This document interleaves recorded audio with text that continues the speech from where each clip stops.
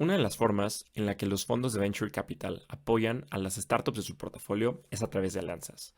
Y una de las alianzas que me ha funcionado de maravilla es con Amazon Web Services. Gracias a las alianzas que tiene AWS for Startups con otros fondos de Venture Capital en Latinoamérica, he podido ayudar a las startups de mi portafolio con créditos de hasta $100,000. Si eres un VC y no tienes este beneficio, te estás perdiendo de mucho. Hola Iván, bienvenido al podcast. Muchas gracias por tenerme acá. Por fin se nos hizo, ya después de mucho tiempo que lo queríamos grabar, pero ya, por fin aquí Uy, estamos. sí, buenísimo. Qué gusto poder platicar contigo. Siempre me encanta empezar con un poquito de contexto. Empiezas tu carrera como developer, pasas por empresas como Crolio, eres CTO de Rocket Lab, luego CTO en Nazca, para después lanzar Joystick Ventures. ¿Cómo nace este fondo de Venture Capital? La historia es muy interesante. El nacimiento del fondo se dio porque el managing partner de Nazca conoció al CEO de una empresa que se llama Exola, que es un procesador de pagos para la industria de los videojuegos. Ellos se conocieron en un posgrado que hicieron en Harvard. Por un lado, Exola venía de lanzar un fondo que se llamaba Exola Capital, que no les resultó como esperaban. Y por otro lado, Nazca tenía una iniciativa de un fondo que se llamaba Alter Ventures, que no dio tampoco los resultados que se esperaban.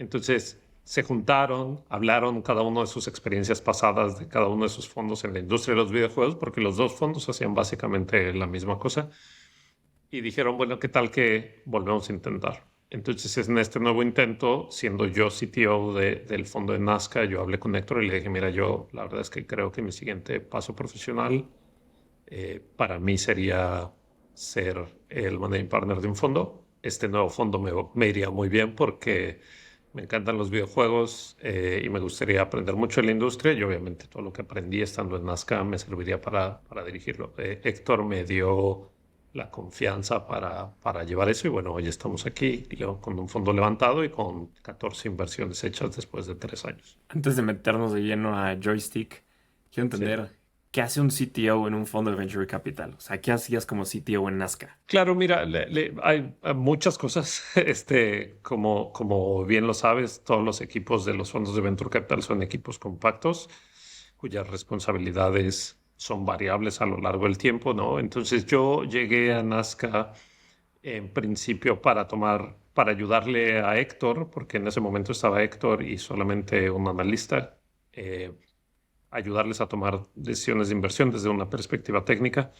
Lo que acabó pasando es que Héctor quería lanzar un company builder porque él venía de la experiencia de intangible y acabamos poniendo un company builder. Ese company builder lanzamos 4 compañías. Yo me acabé haciendo responsable de los esfuerzos mayormente técnicos de las compañías, pero al final le di seguimiento a todas las compañías del company builder, igual que todos en el fondo, ¿no? Porque todos estábamos involucrados en eso.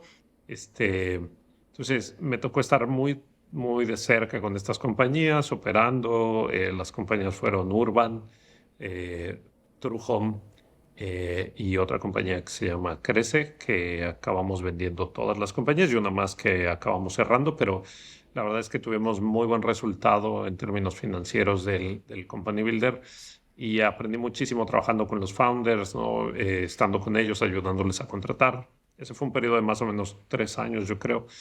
Después, el siguiente año, estuvimos tratando de hacer algunas cosas internamente en el fondo, desde una perspectiva técnica, tratando de desarrollar algunas herramientas para el fondo y al mismo tiempo ayudándole al equipo de análisis a hacer análisis desde la perspectiva técnica, ¿no? Era un poco un role advisor, ejecutor del lado del fondo, en donde ellos me decían, oye, tenemos esta compañía, ¿no?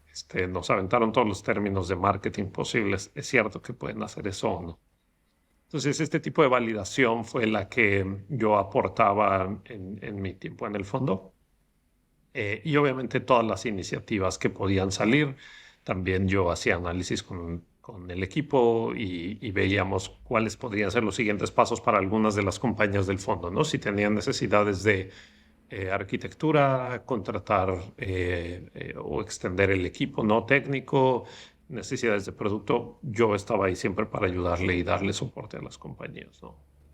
Eran básicamente mis responsabilidades mientras estuve en eso. ¿Cómo compararías esta validación a nivel tech con hoy lo que estamos viendo de AI? Como hoy un fondo debería validar toda la parte AI, que pues al final es pues, tech, machine learning, que es estadística. O sea, ¿cómo compararías eso que tú hiciste a hoy a los fondos que están invirtiendo en AI? Mira, el tema de AI ha pasado históricamente, ¿no? Es un tema que ha pasado por muchos ups and downs a lo largo del tiempo. No es un tema absolutamente nada nuevo, eh, pero es un tema que estuvo en boca de la academia por muchos años y la gente no le daba el peso ni la importancia por la capacidad técnica mayormente, ¿no? Las computadoras no tenían suficiente capacidad técnica para procesar cosas que se necesitaban en ese momento, de acuerdo a los modelos técnicos.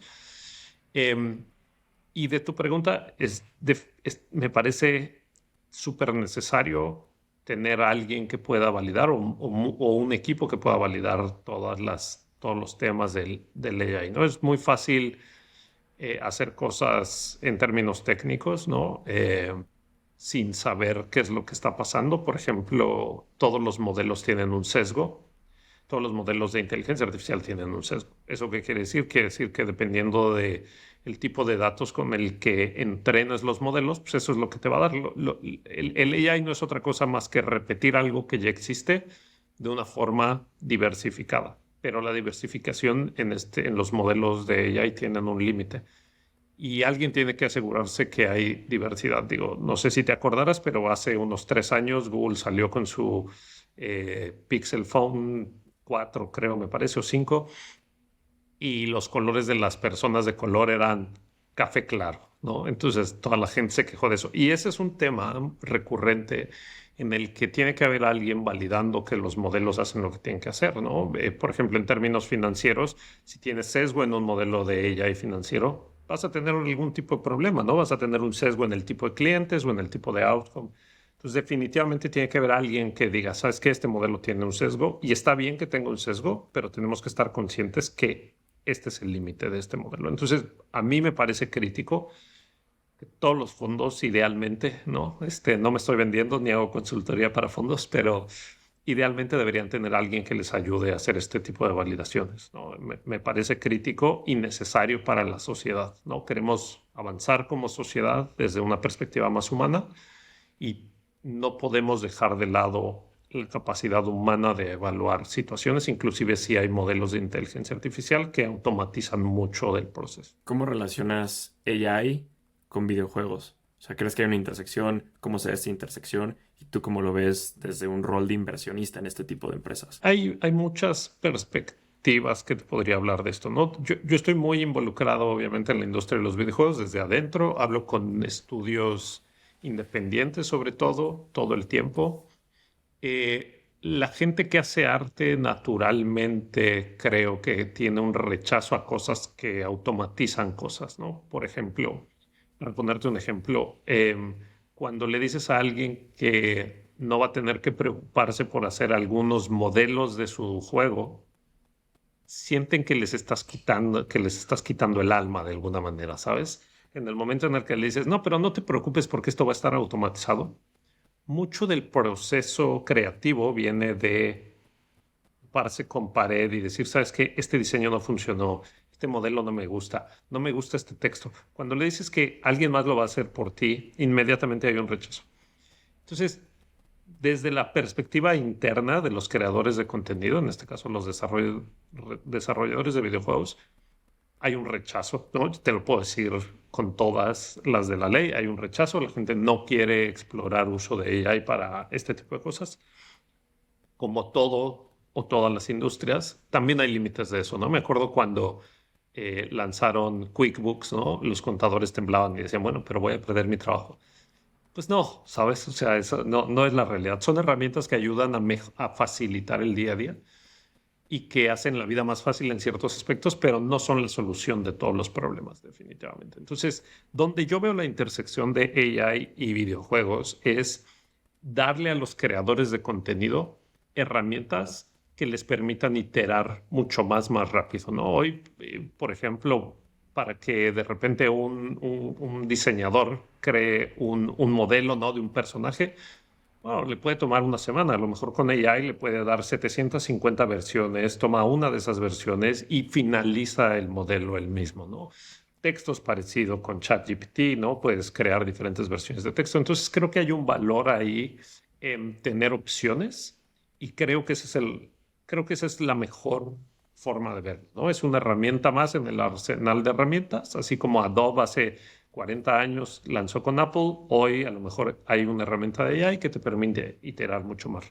¿Cómo crees que la AI afecte de la manera que se hace Venture Capital? O sea, a nivel fondo. Creo que depende mucho de los managing partners, la verdad, ¿no? No es lo mismo que un managing partner tenga una apertura a invertir en compañías de AI y que un managing partner tenga una apertura en implementar herramientas de AI, ¿no? Pues justo por esto mismo que hablaba acerca del sesgo, tienes que tener conciencia dónde está el sesgo de los modelos que estás utilizando para cosas de AI dentro de tu propio negocio. A fin de cuentas, los fondos tienen su propio modelo de negocio. Si, por ejemplo, una herramienta de AI te dice, oye, es que en mi modelo dice que todas las fintechs son buenas y solo tienes que invertir en fintechs, bueno, ya tienes un sesgo importante para hacer inversiones, ¿no? O si en tu modelo dice, es que todos los founders latinos son los founders en los que tienes que invertir hoy, bueno, ya tienes otro sesgo, ¿no? En tu modelo. Entonces, hay que ser muy cuidadoso siempre en los sesgos. Creo que va a ayudar mucho a los managing partners, ¿no? A los fondos en general, a pensar diferente las cosas, ¿no? Porque el tipo de pensamiento que se tiene hoy es, bueno, quiero escalar, ¿no? Naturalmente lo que hemos aprendido de Silicon Valley es, quiero escalar, levanto muchísimo más capital para tener muchísimos más developers, ¿no? Mayormente ese es el uso del capital o adquisición y marketing. Muy probablemente ella iba a entrar a cambiarles el switch y decir, ok, en lugar de darles 20 millones para contratar 150 developers por los siguientes 3 años, ¿cuáles son los modelos que les permiten llegar a algo parecido con un tercio de la inversión? ¿No? Entonces creo que te empieza a cambiar un mindset diferente otra vez, pensando en que el AI es una herramienta y no el fin. Creo que puede ser terriblemente poderosa para los administradores de fondos, ¿no? En general. Totalmente de acuerdo. Creo que hay que saber usarlo y este tema de los sesgos, estoy igual, totalmente de acuerdo. ¿Y tú como inversionista, cómo evitas sesgos? Para empezar, hablo con mucha gente, ¿no? La forma en la que pienso en las cosas, ¿no? En todos los ámbitos de mi vida es no tener una posición firme, ¿no? Trato de ver las cosas en escalas de grises todo el tiempo. Mis grises pueden tirar más a blanco o a negro y cuando siento que están tirando a alguno de los dos, voy y hablo, ¿no? Con alguien, no importa quién, a veces no estoy buscando a alguien con conocimiento en un dominio que sea un experto, sino nada más es queriendo escucharme en voz alta, ¿no? Y decir, oye, creo que esto está yéndose hacia negro. ¿Será que eso es cierto? Y entonces siempre trato de tener muchas de estas pláticas y conversaciones. Ese es mi primer paso. Luego el siguiente paso es hacer un análisis en línea, ¿no? Acerca de las opiniones de personas. Creo que ahora, después de haber pasado tanto tiempo en el lado técnico de las cosas, ¿no? En datos duros y reportes y demás, ahora me estoy yendo más a la parte más cualitativa y menos cuantitativa.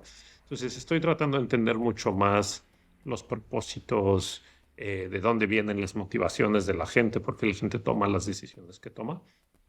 Y así es como trato de acotar mi sesgo, ¿no? Ese sería un poco mi proceso personal en términos generales. Iván, cuando nos conocimos, me acuerdo que me dijiste, la industria de los videojuegos es más de la mitad, es mucho más grande que si juntas la industria del cine y la industria de la música.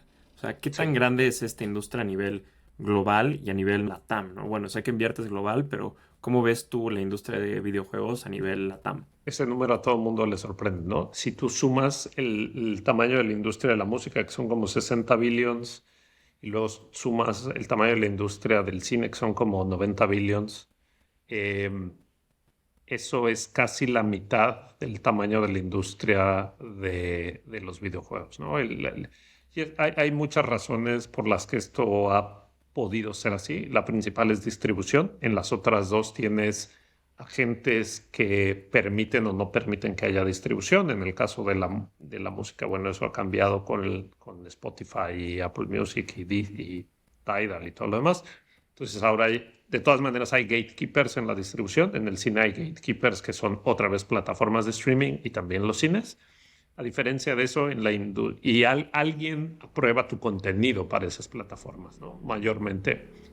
En la industria de los videojuegos, nadie aprueba tu contenido. Tú puedes vender tus juegos donde quieras en línea, puedes ponerlos descargables gratuitos, no hay gatekeepers de nada. Y eso ha permitido que el crecimiento sea definitivamente mucho más acelerado de lo que ha sido en las otras industrias de entretenimiento.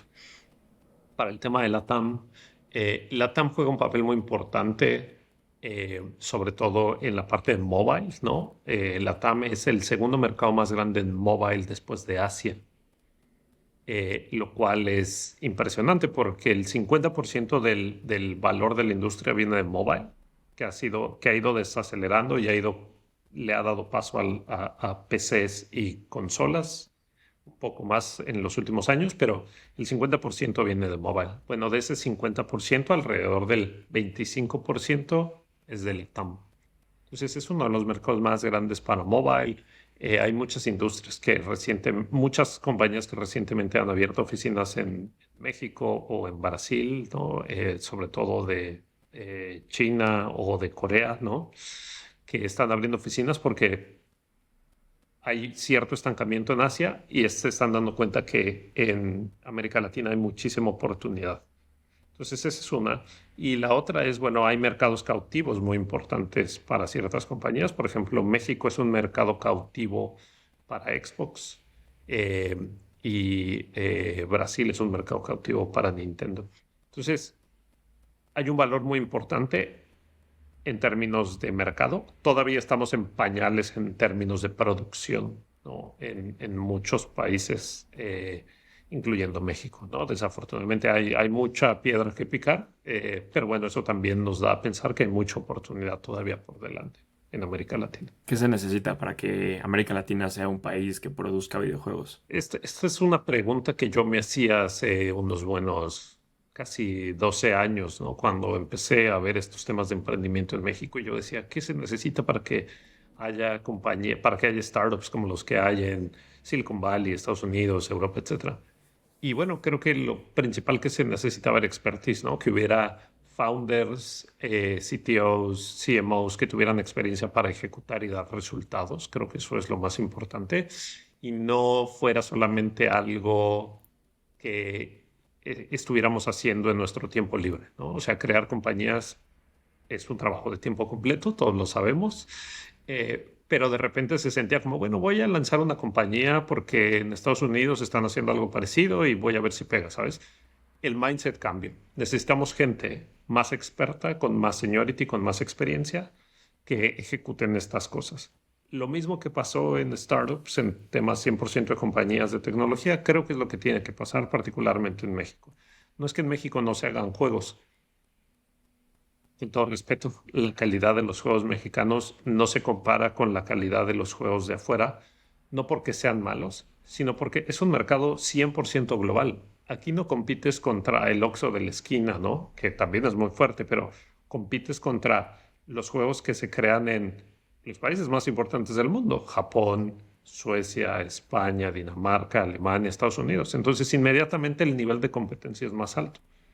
Entonces, creo que eso es lo que se necesita, ¿no? Un seniority más alto, un nivel de expertise más alto.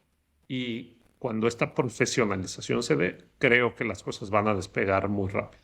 Ahora entrando al modelo de negocio de un fondo que invierte en videojuegos. O sea, me acuerdo que esto lo Sí. platicamos cuando nos conocimos. O sea, no es usualmente la estrategia de un VC que buscas tu 10, 15% de ownership, tus rondas. O sea, si es más como un revenue shared. O sea, ¿nos puedes contar cómo es la construcción del portafolio? ¿Qué porcentaje buscan de las empresas? O sea, si es un porcentaje o si es ventas, ¿cómo funciona? Creo que la manera más sencilla es empezar por el final. En este caso, el final es cuando un managing partner le picha a un potencial inversionista, un potencial LP, el fondo, Pues usualmente la pregunta es, bueno, ¿cuándo va a haber distribuciones, ¿no? Bueno, más o menos entre 5, 7, 10 años, ¿no? Es como lo habitual, ¿no? En términos de distribuciones. Cuando a mí me preguntan, oye, ¿cuánto tiempo esperas que haya distribuciones? Y yo decía, en el año 2. Me decían, no hay manera humana que esto vaya a pasar, ¿no? Entonces, costó mucho trabajo levantar el fondo por eso, pero teníamos bien claro que era lo que queríamos hacer, ¿no? Y lo que queríamos hacer es muy parecido a lo que pasa, por ejemplo, con las películas en el cine, ¿no? Cuando las películas se lanzan en el cine, ¿qué es lo que sucede? Pues toda la gente va a ver la mayoría de la gente va a ver las películas cuando está en el cine, ¿no? O bueno, antes de la pandemia, por lo menos eso era lo que pasaba. Entonces, más o menos el 50-60% del revenue de la película, a lo largo de la vida de la película, que puede ser 10 años, venía de ese evento o de ese periodo del cine. Los juegos operan más o menos igual. Cuando lanzas un juego, más o menos el 60% viene del primer año, ¿no? Y después tienes un long tail de retornos. Entonces, por eso es que nosotros podríamos vender un fondo de inversión en el que podríamos tener retornos en 2 años. ¿Por qué? Porque invertimos hoy en un juego. Usualmente los juegos en los que invertimos tienen un periodo de desarrollo de 2 años. El acuerdo con los juegos es, yo te invierto ahora para desarrollar tu juego. Cuando lancemos el juego, yo me voy a quedar con un porcentaje de las ventas y tú te quedas con el otro porcentaje de las ventas. Entonces, ¿cuándo pasa eso? En 2 años. Entonces, nosotros podemos empezar a hacer distribuciones y de hecho eso es lo que hemos estado haciendo. Empezamos a hacer distribuciones ya en el año 2, que fue el año pasado.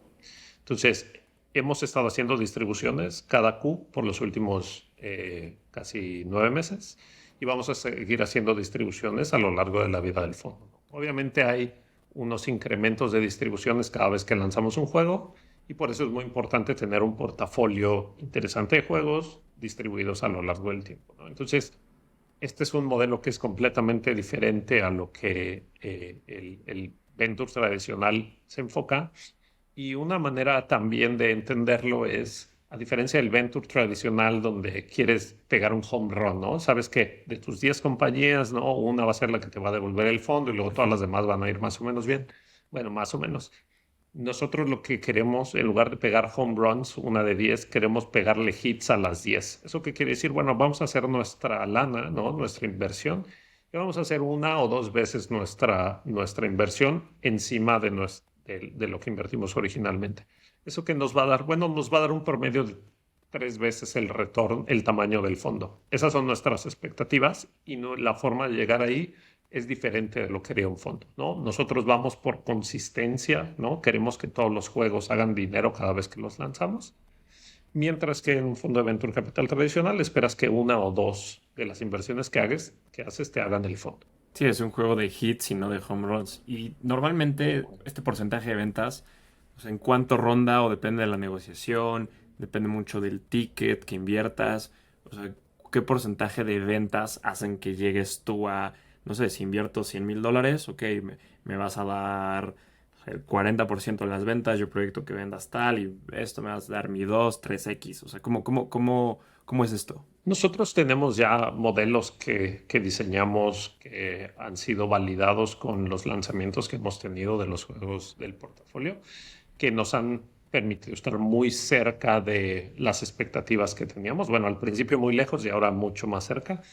Em, pero con eso lo que hacemos es, le hacemos una propuesta al estudio que dependiendo de si el estudio ha lanzado otros juegos, si tiene experiencia, si es una IP conocida, hay muchos factores que tomamos en cuenta. Pero basado en todo este análisis, le hacemos una propuesta al estudio.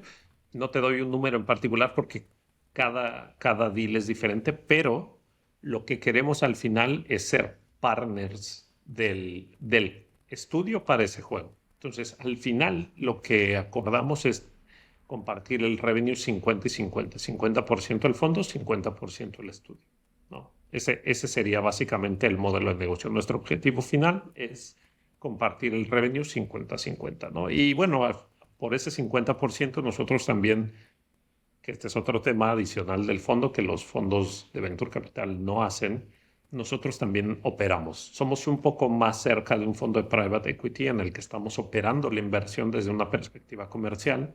Nosotros nos encargamos de hacerle un plan de lanzamiento al juego, nos encargamos de conseguirle a todos los actores involucrados en el lanzamiento, que son agencias de marketing, agencias de publicidad. Si necesitan ayuda con el desarrollo, el estudio también les ayudamos a buscar quien les ayude con el desarrollo. Entonces, la verdad es que estamos operando, no solamente estamos haciendo la inversión, y es por eso que al final quedamos con un 50-50, básicamente. Ese es el resultado final. Para esta operación no necesitas un equipo grande. O sea, hoy cuántos son en joystick, o sea, porque no sé, lo comparo con el modelo de VC tradicional. Pues sí, los fondos agregamos valor. No te metes per se a operar si ayudas en muchas cosas como el hiring, levantar la siguiente ronda, estrategia en A, B y C, pero no operas tal cual como lo que tú me dices. Sí, hay unas excepciones que sí, pero no es la mayoría. O sea, ustedes, ¿cómo tienes ese ancho de banda para operar y no sé en cuántas compañías van a invertir? O sea, ¿cómo funciona esta parte de la operación? Nosotros somos 4 personas que estamos operando. Hasta ahorita tenemos 14 inversiones y nos vamos a encargar de lanzar de las 14 inversiones 10. Entonces, a nosotros nos toca toda la carga operativa de esas 10. ¿Qué fue lo que hicimos? Nosotros, otra vez pensando en mi background técnico, ¿no? Descentralizamos el esfuerzo. Y eso no significa otra cosa más que ser muy buenos haciendo management de proveedores de servicio para cada uno de los juegos. Cada uno de los juegos en los que invertimos son completamente distintos entre sí.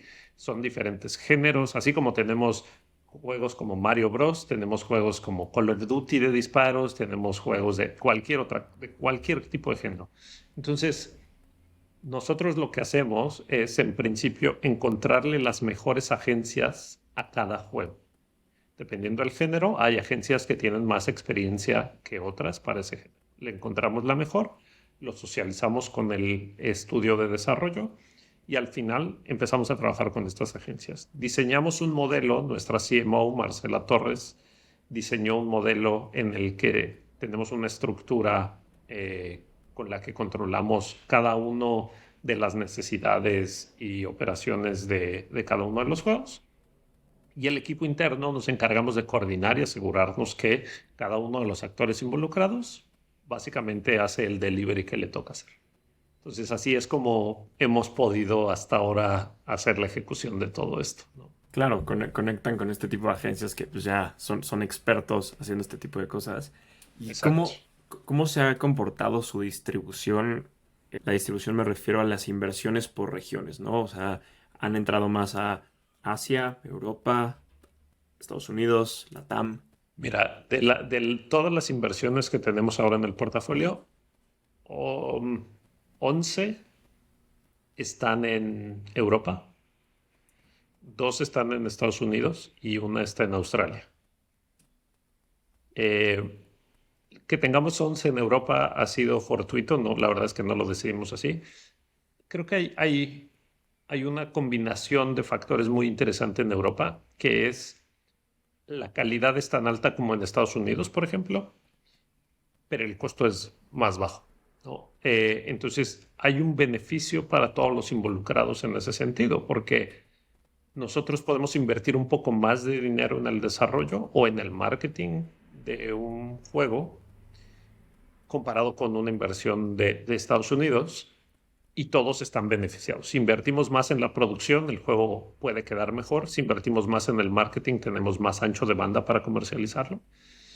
Entonces, definitivamente hacer estas inversiones en Europa ha sido no-brainer para nosotros. Ha sido muy fácil tomar estas decisiones. Hemos visto cosas súper interesantes. Un mercado que hemos explorado relativamente poco ha sido Asia. Yo creo que probablemente por la barrera del lenguaje, ¿no? No hay tanta facilidad para comunicarse en inglés, ¿no? Como en Europa, donde nos sentimos más cómodos.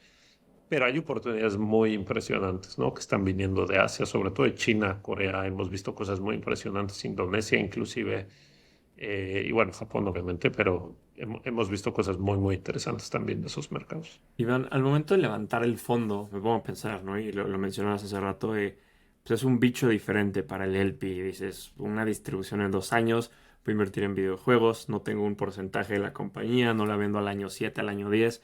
O sea, ¿cuáles fueron los principales retos que enfrentaste al levantar Joystick? Bueno, yo fui el primer reto porque no era un managing partner en otro fondo. Entonces, la primera es venderte, ¿no? Digo yo, con toda honestidad, nunca he sido bueno para venderme a mí mismo, pero creo que eso fue lo más difícil, poder decir, ok, no tengo experiencia haciendo management, pero pasé 5 años como CTO de un fondo, ¿no? Conozco todos los ups and downs de cómo operar un fondo.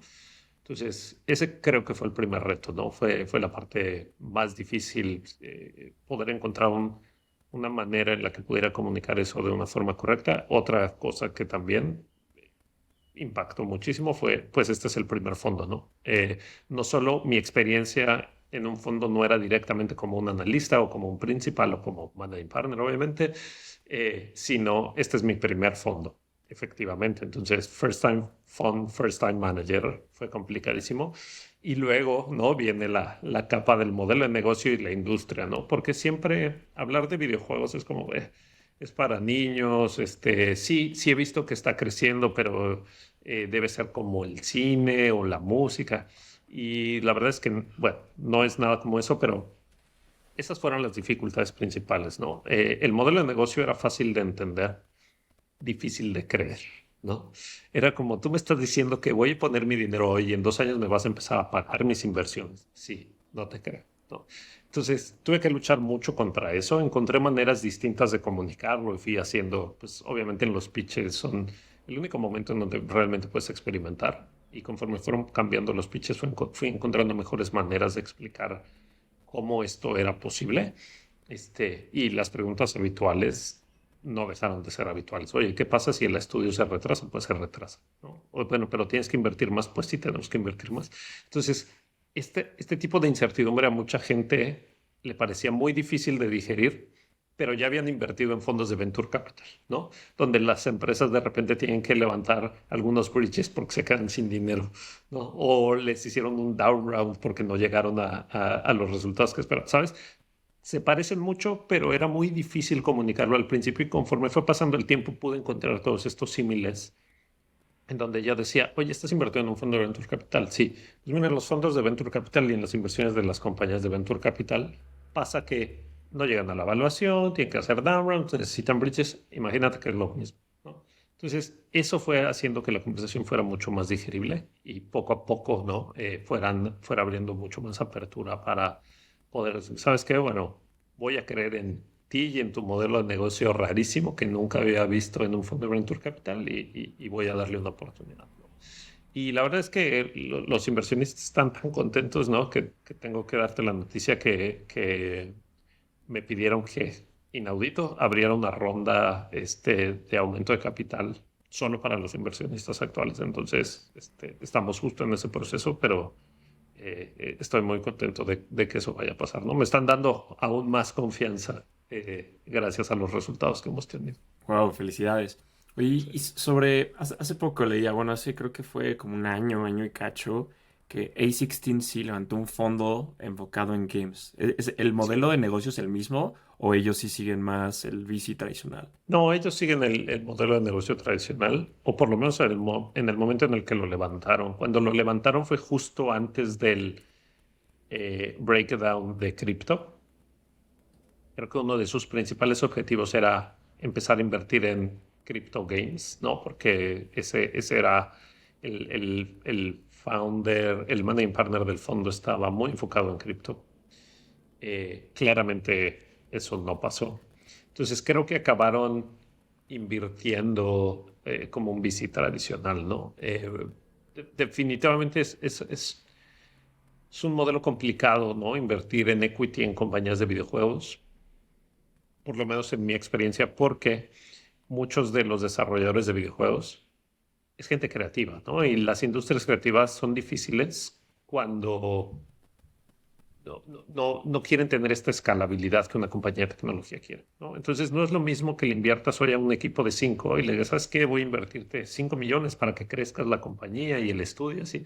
pero no quiero, quiero seguir desarrollando estos juegos con mis amigos y no quiero traer a nadie más, ¿sabes? La conversación es muy rara cuando hay fondos de Venture Capital que quieren invertir. Obviamente hay compañías, ¿no?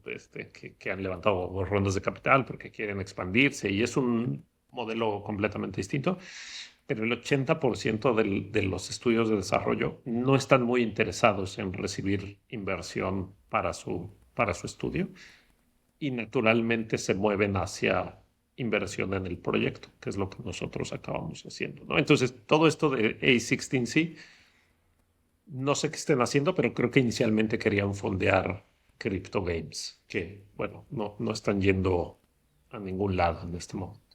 Qué interesante. He aprendido muchísimo en esta plática. Iván, llegamos a la parte final de la entrevista. Te voy a hacer unas últimas preguntas donde te pido que la respuesta sea lo más breve posible. ¿Preparado? Dale. ¿Cuáles son las tendencias que más te emocionan como inversionista? Realidad virtual y realidad aumentada. ¿Qué harías para fomentar las inversiones en los fondos de Venture Capital de Latinoamérica?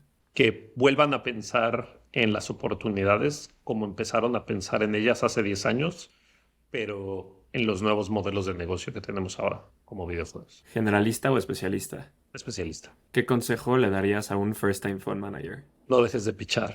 Nunca. Y por último, ¿cómo ves a Joystick Ventures dentro de 5 años? Por lo menos teniendo 3 fondos verticalizados, adquiriendo un par de compañías de hardware, porque tengo algunos planes muy interesantes, y lanzando nuestra propia consola con todos los juegos de nuestro portafolio. Iván, llegamos a la parte final. Me encantó platicar contigo. Disfruté mucho. Aprendí muchísimo. O sea, no es usual como un VC invierte en videojuegos, aprender de la industria.